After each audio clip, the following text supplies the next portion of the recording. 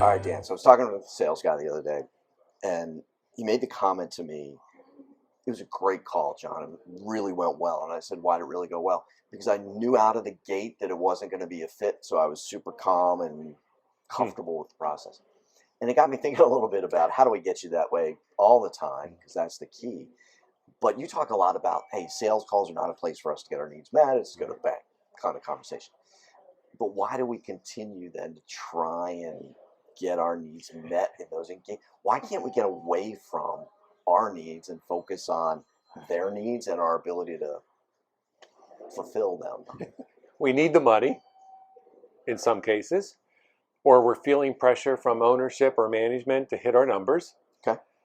Or we're like, hey, I'm meeting with someone, I might as well at least sell them. There's a lot of that kind of stuff going on, but maybe here's the ultimate. If you don't buy from me, I feel personally rejected. Okay. And here's how you know that's true.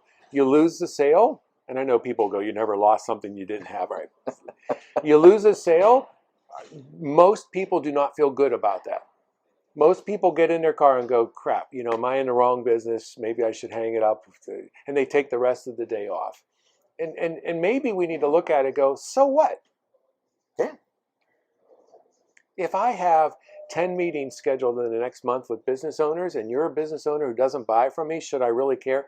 Maybe. I get it. Some of you are like, learn from it, all that kind of stuff. And some of you are going, but you could really help them and they should buy from you, right? I get that. But just because I could help someone doesn't mean that they see it or that they want it. Like you or want your service or whatever. They don't like me? Everybody likes me. Oh boy. but I think that's really, this is the key, is separating who Dan Hudock is from who Dan the salesperson is. Yes.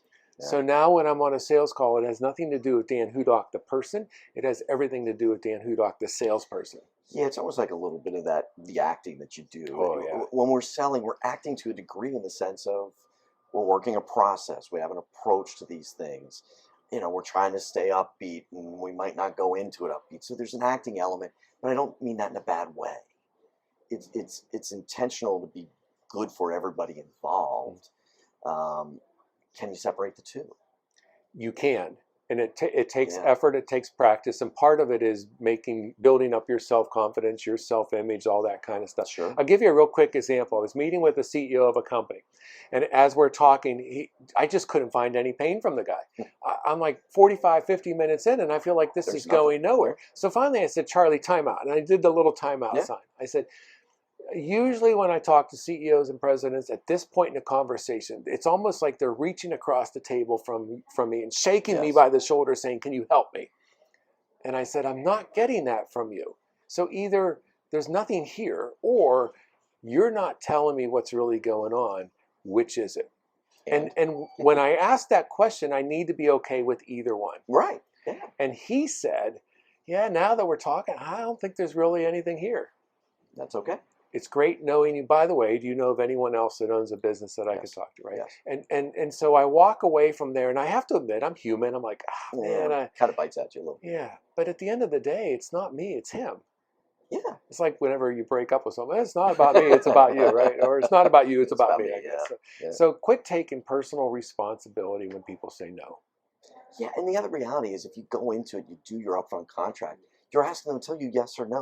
Be okay with no. You better be okay with a no. Yeah, you tell them no is an acceptable answer, and then a no comes out, and you're like, oh, crap, how did I do wrong? I agree with that, So build your self-confidence up, and that changes everything. Yeah. Coping skills. Oh, yeah. Thick skin. All that kind of stuff. Welcome to sales. That's it. All right, everybody. Have a great day. Have fun.